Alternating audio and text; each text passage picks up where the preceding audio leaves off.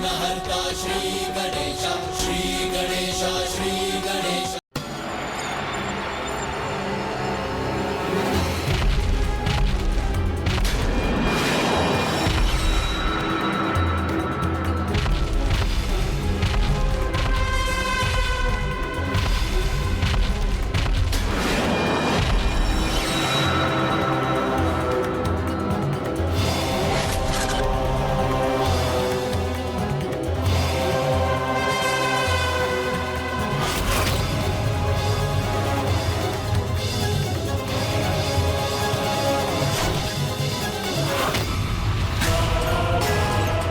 अलौकिक शक्ति है यहाँ,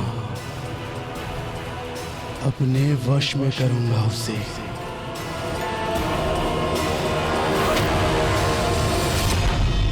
राम भक्त हनुमान, अब हमें भी प्रस्थान करना चाहिए।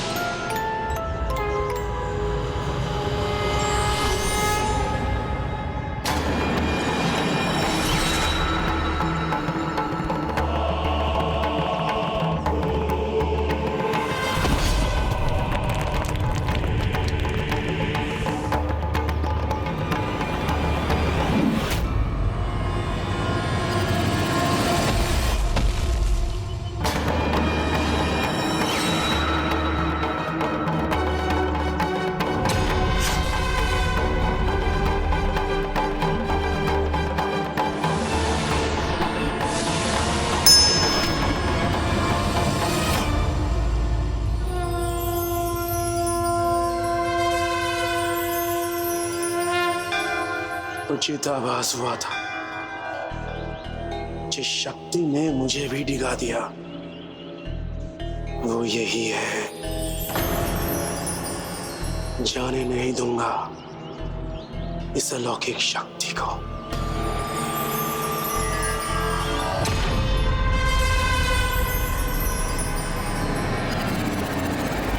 किंतु गणेश जी, ये भैरव जी हैं कौन और ये दिव्यता से इतने प्रभावित क्यों हैं? नाम भैरव है उनका, किंतु महादेव और भैरव से उनका कोई संबंध नहीं।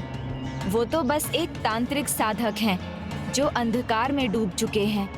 तो फिर उन्होंने क्या देखा, किस शक्ति का आभास किया और ये जानने के लिए इतने तत्पर क्यों थे? क्योंकि ऐसे साधक सदा अलौकिक शक्तियों को ढूंढते रहते हैं।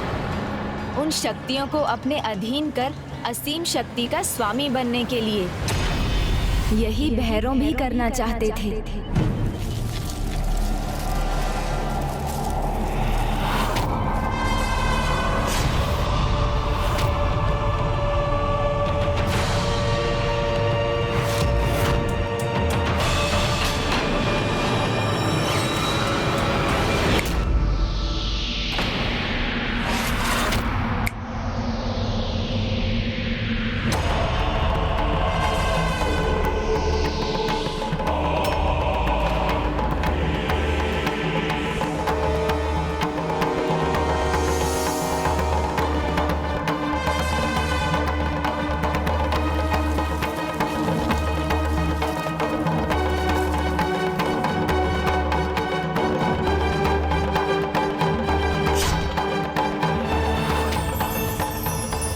जिस दिव्य ऊर्जा का आभास मुझे हुआ था उसका संबंध इसी घर से है।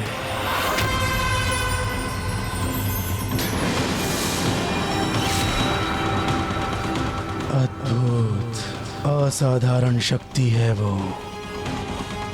यहाँ से प्रस्थान करने पर भी जिसका प्रबल प्रभाव है, ढूंढना पड़ेगा उसे। उसका रहस्य इसी घर से जुड़ा है, तो यही मिलेगा अवसर मुझे। अर्थात अब श्रीधर के जीवन में दो बाधाएं थी, एक साक्षात, दूसरी गुप्त, और उसे दोनों का आभास नहीं था। पुष्पदंत जी, भक्ति प्रत्येक बाधा का अंत कर देती है, किंतु भैरव के आगमन के बाद श्रीधर के लिए सब कुछ बदलने वाला था। किंतु इतना दुस्साहस!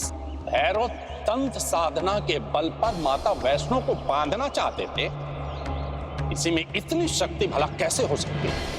अनुचित साधना अनुचित दिशा में ले जाती है, अंधविश्वास जगाती है। जो शक्ति सर्वोच्च है उसे कोई तंत्र की शक्ति से कैसे बांध सकता है भला? किंतु उस समय भैरव को भी ये भ्रामक विश्वास था, और जो वो चाहता था उसके लिए वो कुछ भी करने के लिए तैयार था। बस चाहिए था तो एक अवसर। अवसर बार बार नहीं मिलता भैरव, एक बार बस वो आ जाए, अपने अधीन कर लूंगा उस शक्ति को। स्वामी, ये कैसा कठिन संकल्प ले लिया आपने। ना धन है हमारे पास और ना ही अन्न, किंतु भक्ति और विश्वास तो है हमारे पास। उन्हीं के सहारे असंभव भी संभव हो जाता है।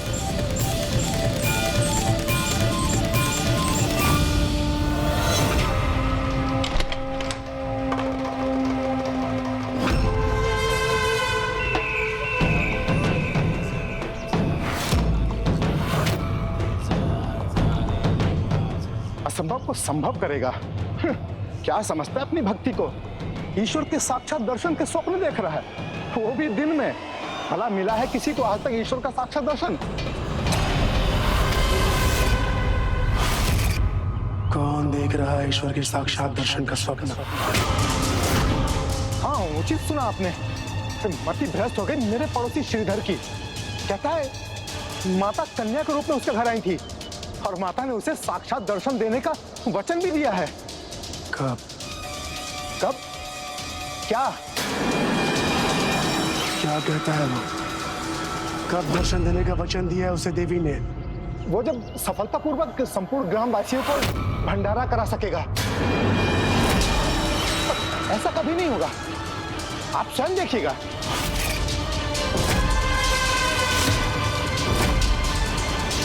देखना मुझे नहीं, तुम्हें है मूर्ख।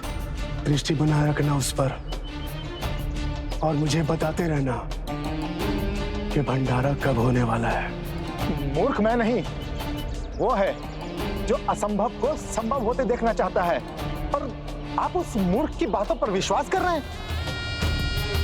बात विश्वास अविश्वास की नहीं है, अपने लक्ष्य पर एकाग्र रहने की है। जो चाहिए उसे छीनने के अवसर की है। इसीलिए तुम्हें विश्वास हो या अविश्वास, मुझे श्रीधर के पल पल का समाचार चाहिए।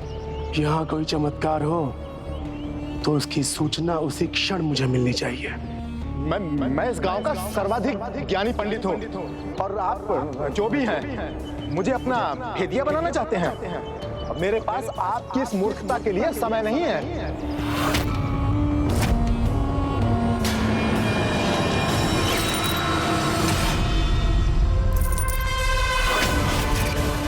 खनखनाहट, मुद्राओं की खनखनाहट।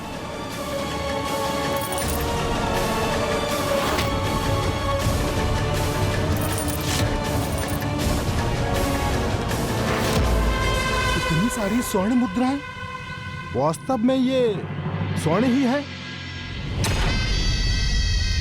हाँ, ये स्वर्ण ही है और मेरी है, जो अब तुम्हारी हो सकती है।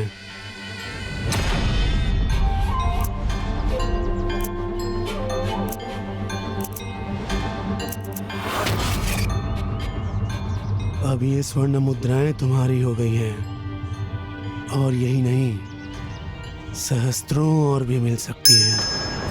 किंतु ऐसे नहीं, इसके लिए तुम्हें परिश्रम करना होगा। बस केवल श्रीधर की प्रत्येक सूचना देनी होगी मुझे, और चमत्कार होने से पूर्व बताना होगा उसे किस चमत्कार की आशा है। कहो, करोगे मेरा कार्य? हाँ हाँ हाँ हाँ, हाँ अवश्य। उत्तर की दिशा में सबसे ऊंची चोटी पर मिलूंगा मैं, और भूलना मत, चाहे जो भी हो मुझे सूचना देते रहना। हाँ। अज्ञात शत्रु से अधिक संकट वो शत्रु उत्पन्न करता है जो परिचित हो, जो निकट रहने के कारण हमारे भेद जानता हो।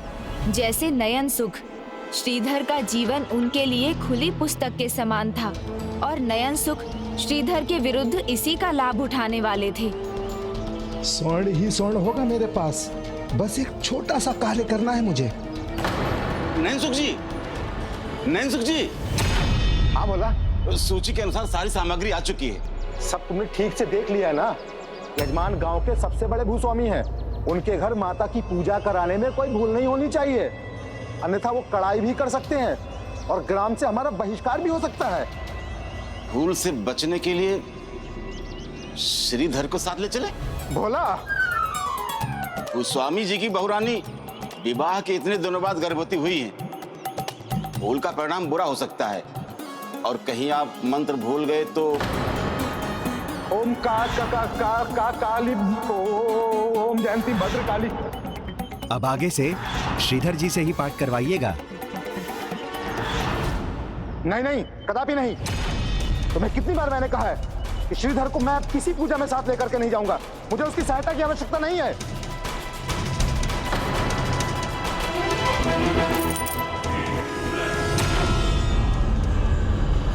सहस्त्रों और भी मिल सकती है, बस केवल श्रीधर की प्रत्येक सूचना देनी होगी मुझे। यदि मैं श्रीधर को साथ नहीं ले गया तो उस पर दृष्टि कैसे बनाए रखूंगा? कदाचित उसे बुला ही लेना चाहिए और उसके दुर्बल मन का लाभ उठाना चाहिए। भोला, इतना निर्दयी नहीं हूं मैं। मुझे ज्ञात है यदि श्रीधर हमारे साथ पूजा नहीं करेगा तो भोजन क्या करेगा? तो जाओ कह दो, वो भी हमारे साथ चलेगा। उचित रहेगा नयन सुख जी, उचित रहेगा। आप सत्य कह रहे हैं भोला भैया, विश्वास नहीं हो रहा। नयन सुख जी ने स्वयं कहा मुझे आने के लिए। हाँ, शीघ्र चलो, देर मत करना। देखा सुलोचना, माता रानी ने एक मार्ग खोल भी दिया। आप गोस्वामी जी के यहाँ जा रहे हैं? ये तो बहुत अच्छी बात है। उनकी बहुरानी मेरी बचपन की सखी है, तो उसकी गोद भराई में मुझे जाना ही होगा ना। हाँ, इसीलिए तो उन्होंने माता रानी की पूजा का आयोजन किया है। जय माता की। ऐसी चाल चलूंगा वहां पर कि श्रीधर का भंडारा कराने का विचार में ही वाष्प बनकर उड़ जाएगा। कहीं आप ही नहीं वाष्प बनकर उड़ जाए श्रीधर काका को लेकर। और कहीं ऐसा ना हो कि पूरी बुझ जाए और चेला चमक जाए। बड़ा बुद्धिमान है मेरा लल्ला, जो कहता है खरा कहता है। वो भूस्वामी अहंकारी भी हैं और संकी भी। यदि आपके स्थान पर उन्हें श्रीधर की पूजा भा गई तो कहीं गांव के और मंदिर के मुख्य पंडित उसे ही ना बना दे। हाँ, और श्रीधर काका को मिलेगा पुरस्कार और आपका होगा गांव से बहिष्कार। इसके शब्द सत्य हुए तो लेने के देने पड़ जाएंगे। देखो माँ, नयन सुख जी तो अभी से नयन दुख बने जा रहे हैं।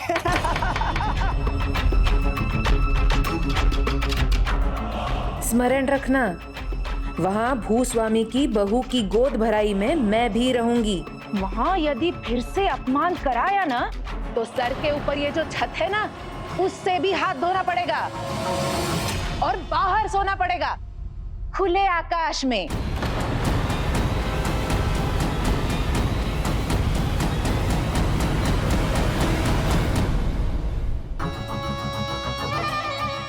हाथ मुझे नहीं, उस श्रीधर को धोना पड़ेगा।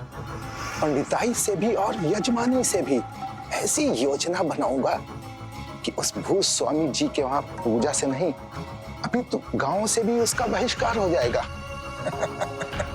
फिर कैसा भंडारा और कैसी पूजा। लो, एक और योजना, वो भी विफल ही होगी। नहीं नहीं लल्ला, फल तो मिलेगा और मुझे ही मिलेगा। ये देखो, ओहो, मूर्खता का भी पुरस्कार मिलता है।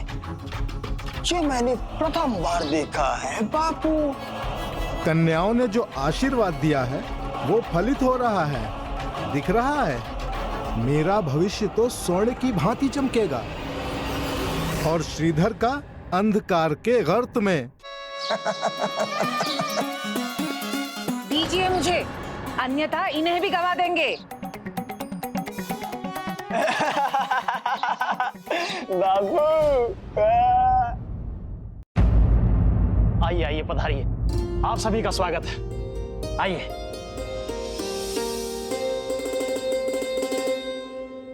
श्रीधर, समस्त सामग्री देख लो और माता को पुष्प अर्पित करो। जी। जयकारा शेरावाली का, बोल साचे दरबार की जय।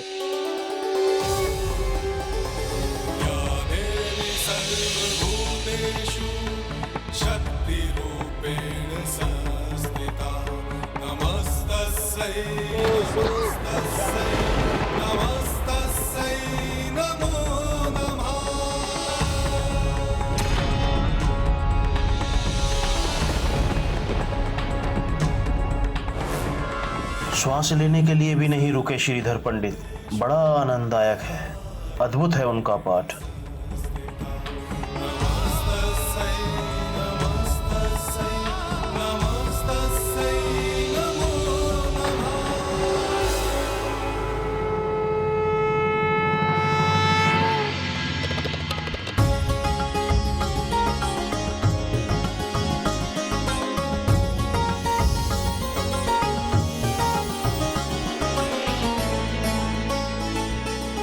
माता रानी के घर देर है, अंधेर नहीं।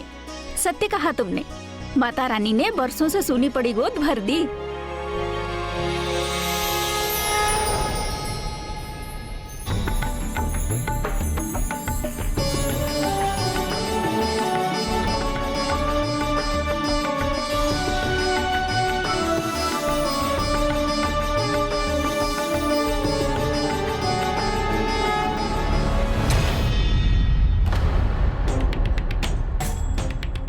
हे भगवान, कैसी निर्लज है ये। ऐसे शुभ अवसर पर यहाँ पर आ गई।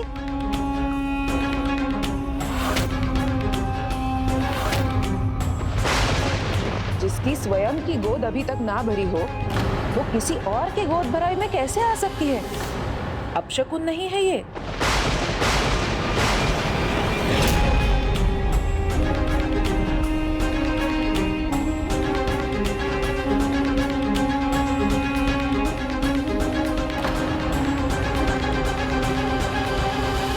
माता रानी की जय। बोल साचे दरबार की जय। माता रानी की जय।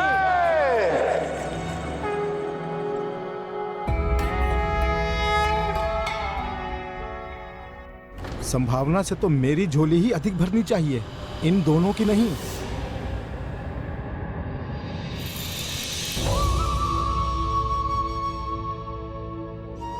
पूजा का आनंद आ गया, किंतु श्रीधर पंडित से मैं सर्वाधिक प्रभावित हूं। ऐसा लगा जैसे दुर्गा सप्तशती का पाठ कंठस्थ है आपको। नहीं नहीं, ऐसा फिर नहीं होना चाहिए। प्रशंसा श्रीधर को मिले, ये नहीं हो सकता। कुछ करना चाहिए मुझे, अवसर का लाभ उठाना चाहिए। आइए आइए।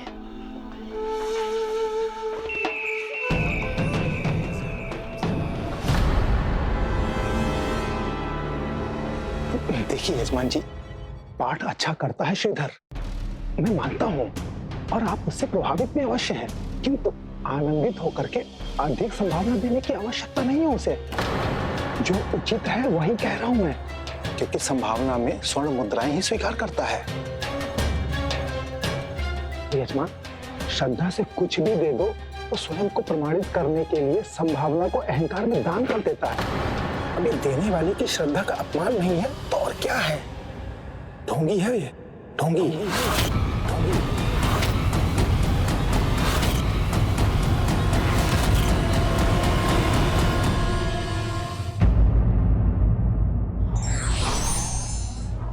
व्यक्ति की बुद्धि पर जब लालच का आवरण चढ़ जाता है तो उसे अपराध का मार्ग भी सुहाना लगता है।